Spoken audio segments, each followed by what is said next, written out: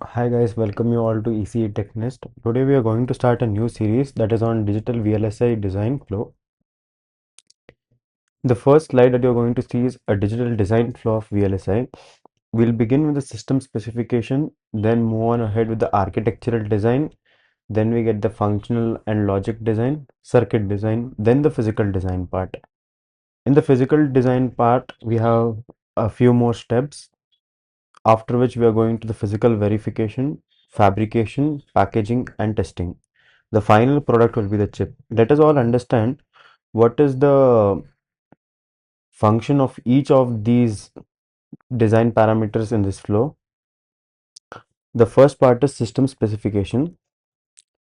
What is a blueprint? If you want to understand, in the initial phases, defining the overall goal and performance targets and constraint of the integrated circuit. The key parameter is it outlines the required functionality, power consumption, limits, physical parameters, size, and budget.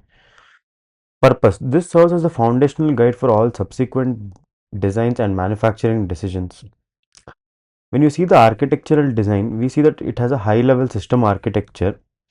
The engineers translate the system specification into architectural block diagrams. These steps define as the major components of the chip, that is IO interface, IO bus, processors, memory blocks, CPU, etc. are decided. System interaction. It maps out how the different blocks will communicate with each other. Functional and logic design. Here, the architecture is converted into detailed logic using hardware description language like Verilog or VHDL. You can see the design of a full header here. Based on the design, we have written the Verilog code for full header. What this does is it transforms the code into a netlist that is called basic synthesis of these logic gates. You can see a AND gate or gate that is getting converted into Verilog code.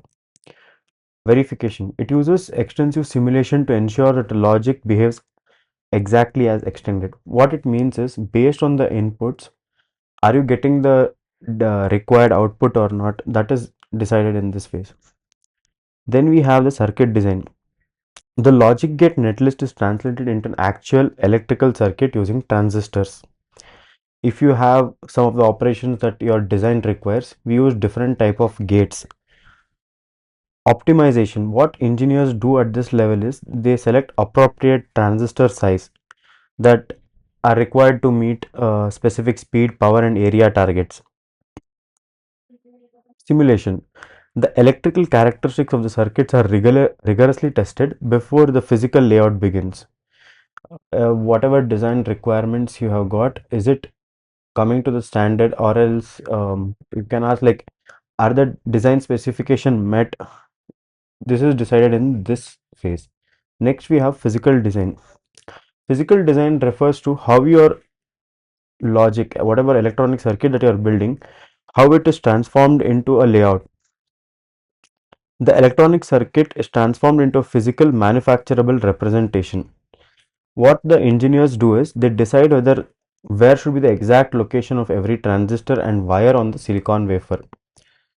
Complexity. This particular physical design flow, it is a bit complex, so it is divided into multiple steps where we can see partitioning, floor planning, placement, routing, and fabrication.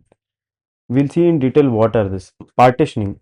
In partitioning, what we do, we break down the massive overall circuit into smaller components, so it will be easy for us to plan out the macro blocks and micro blocks. In the chip planning or floor planning, what we do is we first decide the placement of the larger functional blocks, and then we decide where the power grid has to be placed and the IO pads have to be placed. Placement. It maps out the exact physical location or the millions of standard logic cells to minimize total wire length and routing density. As you all know, when we are making a chip, we have to take care of the routing, because if you have increased number of if you have a lengthy wire, the resistance is obviously going to increase. Then we have something called signal routing. These are physical wires, all remaining functional connections between logic cells using multiple metal layers. This is the final step in the physical design layer. Then we go to fabrication.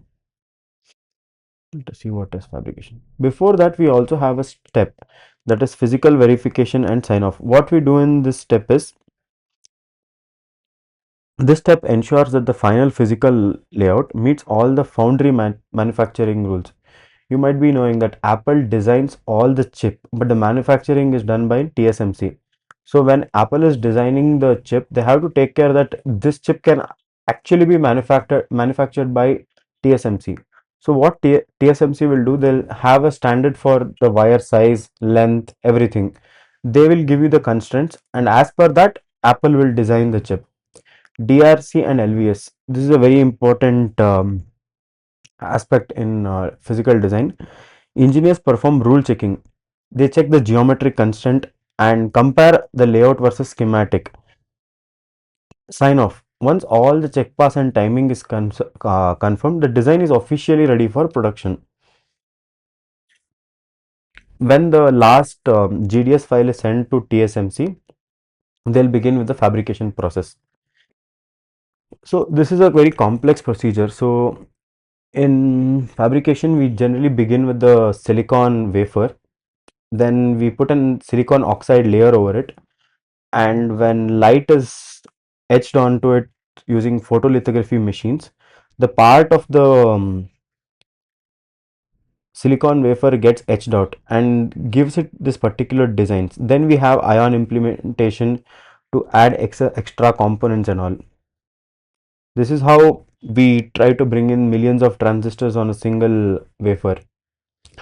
After this, we have packaging and testing. When you saw the complete wafer here, a small component of it will be the chip. So we need to dice the chip. Dicing is nothing but you can tell it's like cutting a pizza. But you do it in the form of squares and rectangle. So next comes the chip assembly. The chip has to be placed in the packaging thing, and it will be connected to the outer wire. Then you have packaging. Packaging ensures that the chip is safe from environmental dust, or anytime the water does not damage the chip. Quality control. Each package chip should undergo rigorous automated electrical and functional test so that there is no defect. This is the end-to-end flow of digital VLSI design. The final chip, the end product, it's a fully functional integrated circuit for real-world deployment. After you have designed the chip, this chip is going to be placed on a PCB or something like that.